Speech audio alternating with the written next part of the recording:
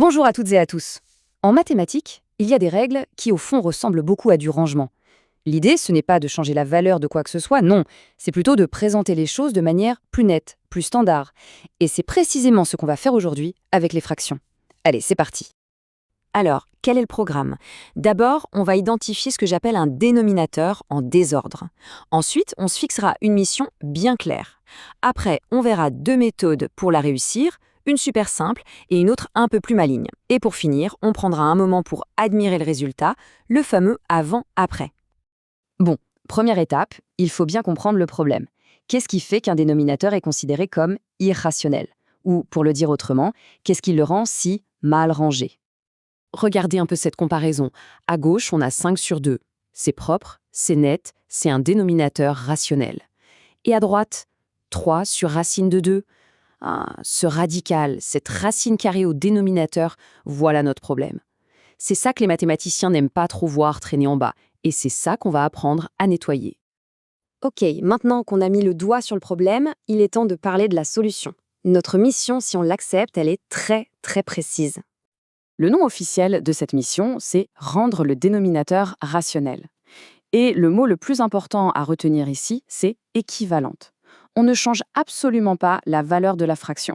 On ne fait que changer son apparence, son costume si on veut. Le but, c'est qu'elle respecte une convention et qu'elle soit plus simple à manipuler plus tard. Allez, passons à l'action avec la première technique. C'est la plus directe, la plus simple et elle fonctionne à merveille quand le dénominateur n'est qu'un simple radical tout seul. C'est aussi simple que ça, vraiment. Juste 2 étapes. On repère le radical qui nous dérange en bas et hop, on multiplie le haut et le bas de la fraction par ce même radical.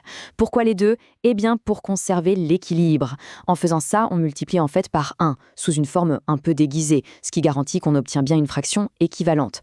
Après ça, il ne reste plus qu'à calculer. Reprenons notre exemple de tout à l'heure.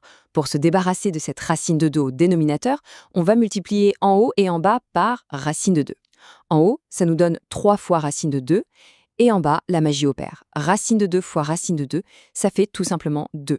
Et voilà, notre dénominateur est devenu un magnifique 2 bien rationnel, mission accomplie pour ce cas-là. D'accord, ça c'était le cas facile. Mais les maths, ça aime bien nous lancer les petits défis, non? Alors qu'est-ce qui se passe si le dénominateur est un peu plus costaud, du genre 5 plus racine de 2? Là, notre première méthode, elle ne marchera plus. Il va nous falloir un outil un peu plus sophistiqué. Et cet outil spécial, le voilà. C'est ce que j'aime appeler l'astuce du conjugué. C'est une technique super élégante pour s'occuper des dénominateurs qui ont 2 termes, ce qu'on appelle des binômes. Alors, c'est quoi un binôme conjugué? C'est tout simple. On prend le binôme et on change juste le signe qui se trouve entre les 2 termes. Si c'est un plus, ça devient un moins. Si c'est un moins, ça devient un plus. C'est tout. Et cette petite inversion, vous allez voir, elle va faire des merveilles. Regardons quelques exemples pour que ce soit bien clair. Le conjugué de 5 plus racine de 2, c'est 5 moins racine de 2. Facile. Celui de racine de 7 moins racine de 3, eh bien c'est racine de 7 plus racine de 3. On voit bien le schéma, hein? On inverse juste le signe du milieu. C'est cette astuce qui va nous permettre d'annuler les radicaux quand on multipliera. Et là, la méthode ressemble étrangement à la première, pas vrai? C'est la même logique. On multiplie en haut et en bas par la même chose pour ne pas changer la valeur. Sauf que cette fois, la même chose, c'est le fameux conjugué du dénominateur. Après, bien sûr, il faut faire les calculs. Ils sont un peu plus longs, mais le résultat est garanti. À la fin, il n'y a plus de radical au dénominateur. Bon, il est temps de faire un petit récapitulatif pour que tout soit bien clair. On a vu comment transformer un dénominateur un peu chaotique en un dénominateur propre et bien rationnel. Ce tableau, il résume parfaitement la stratégie adoptée. Si le problème, c'est un simple radical tout seul, un monôme, on utilise l'outil simple, on multiplie par ce même radical. Si le problème est plus complexe, un binôme avec des radicaux, alors on sort l'outil spécial, le conjugué. Mais dans les 2 cas, le résultat final est le même, un dénominateur bien rangé, bien rationnel. Et s'il y a une chose à retenir de tout ça, c'est que le but de l'opération, c'est la standardisation. C'est une convention, une façon de s'assurer que tout le monde écrit les fractions de la même manière. Ça rend les choses plus faciles à comparer, à additionner, à simplifier par la suite. On ne change pas le fond, juste la forme. Et ça nous amène à une question un peu plus large pour finir.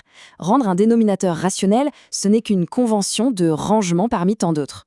La question qu'on peut se poser, c'est quelles autres règles en maths existent juste pour que ce langage universel reste clair, cohérent et compris de tous? Voilà qui donne à réfléchir. Merci beaucoup de m'avoir suivi.